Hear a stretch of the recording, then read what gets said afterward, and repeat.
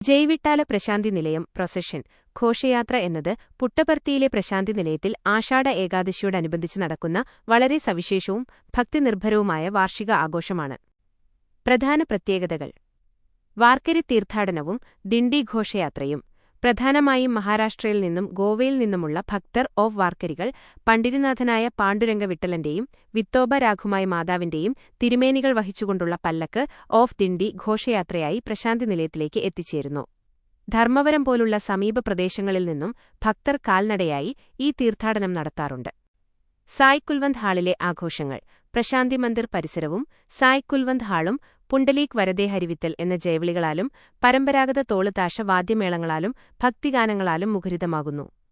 തുക്കാറാം, ജ്ഞാനേശ്വർ തുടങ്ങിയ മഹാരാഷ്ട്രയിലെ വിശുദ്ധരുടെ ഭക്തിപാരമ്പര്യം വിളിച്ചോതുന്ന നാടൻ കലാരൂപങ്ങളും ഇതിന്റെ ഭാഗമായി അവതരിപ്പിക്കപ്പെടുന്നു.